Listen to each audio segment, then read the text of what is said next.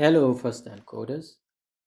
So in this video, we want to see how to collect more than one output from a function. We have already seen how to collect more than one input from a function. And we have seen a function that doesn't need any input in our previous videos. You can refer to those videos from the link right above in the right top corner of your video. So in this case, let's take an example. Let's say we have a quadratic equation, which is x squared plus x plus, and it has coefficients a, b, and c equal to 0. Okay, so in this case, what we want to do is we want to give the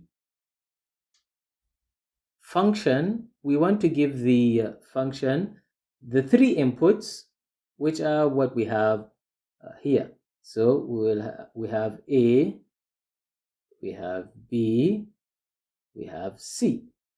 So inside the function, they can assume any name, like we have seen in our previous video. So maybe this can be C1, let's call it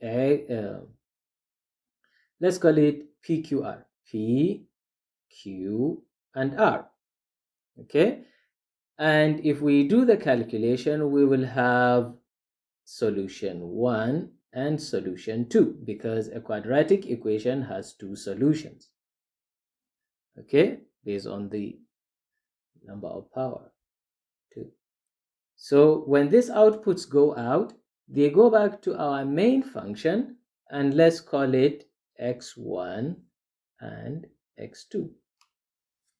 Okay, so let's start with the function. So all right, so let's start with our function. Let's call this quadratic. So define quadratic, and we say quadratic will have three variables, p, q, and r. Okay, so this is the inputs for the quadratic.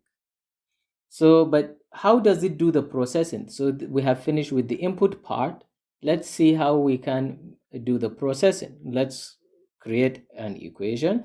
We know that S1 and S2 is equal to minus B plus or minus root of B square minus 4AC all over 2A.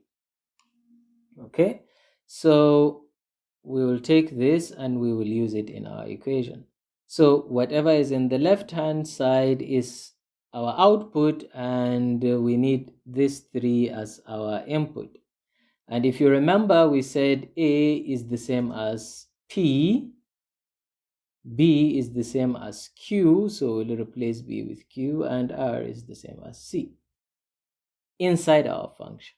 This A, B, and C will be what we collect from the user, because the user is already used to writing the equation this way.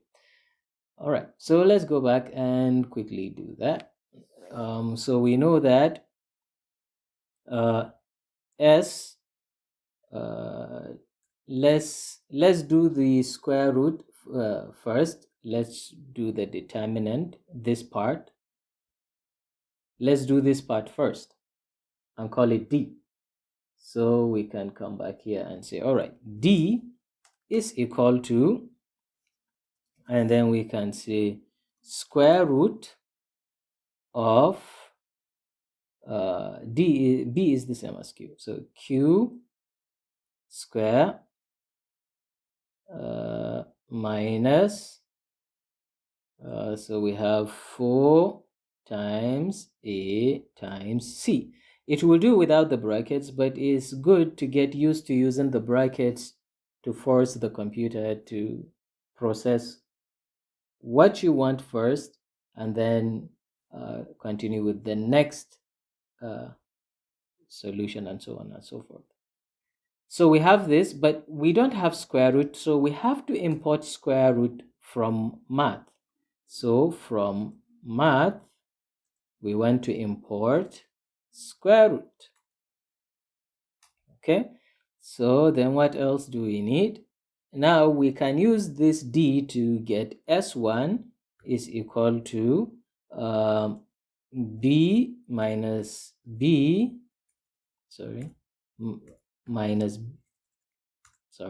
minus b plus d, divide by 2 times a. Okay, so let's close this. All right, now then we do the same for s2. Okay, so in s2 we just change this with plus. Okay, we change this with minus. So we have the two solutions. Now we return these two solutions. So we can just say return, and we can say s1 comma s2. Okay, now remember we are returning back two unknowns. So let's go into the main part of the code, and we can just say, okay, ask the user to give us a, we want it as float, so float, and we ask the user to input, enter a, right? And I like leaving space after the colon, so that the number doesn't lean against the column. So here we have B, here we have C. So the next thing is, after we get the inputs, then we call the function. So we call the function quadratic, and we give it all the inputs it wants. We said P will put A there, the value of A will enter P, the value of B will enter Q, and the value of C will enter R. Sorry. Oh, I was using, sorry, so this should be, instead of A, this should be P. Instead of B, this should be R. So this should be P, this should be P. And of course, this should be Q, and this should be Q. All right, so we get the inputs. This will send the inputs to the function. Now we need to collect the inputs here. So we'll collect x1 comma x2 is equal to, so that when you finish this,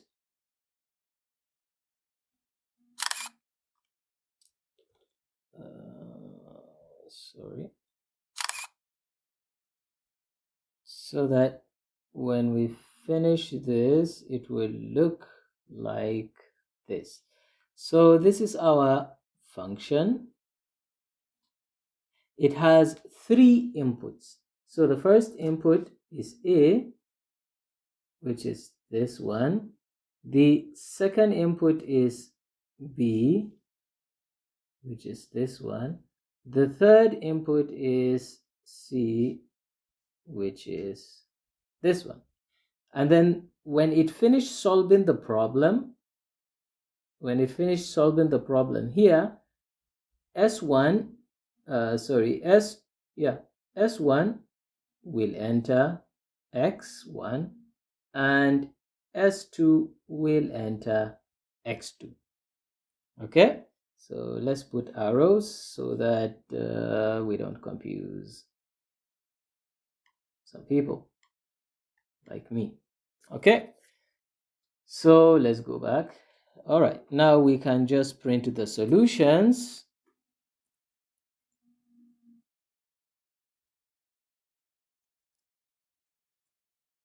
X1 is equal to, then we put %F so that we print the first.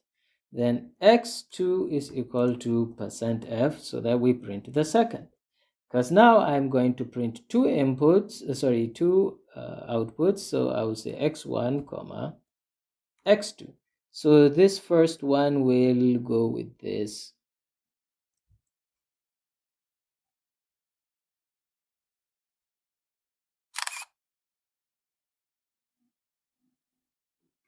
So what I'm saying here is that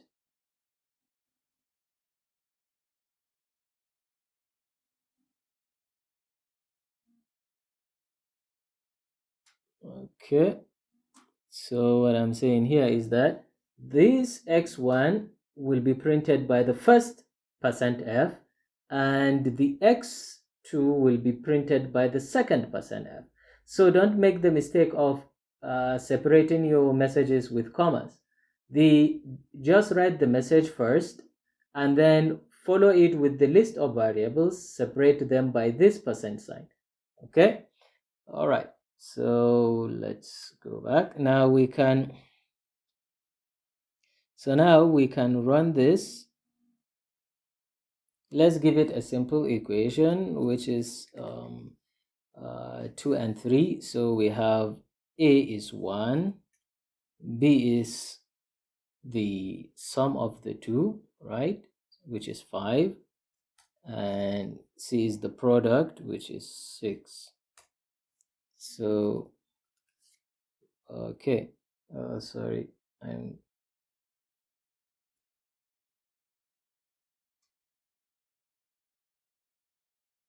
okay, so did we do anything wrong?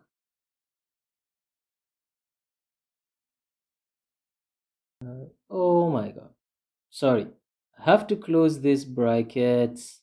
Sorry. Yeah, so that it does the additions and the subtractions first before it does the calculation.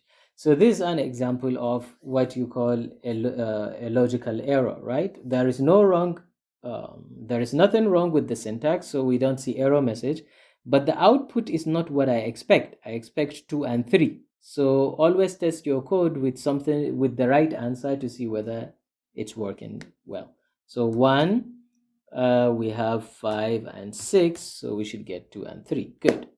So this is how to collect more than one input and more than one output from a function. Thank you for watching and see you next time.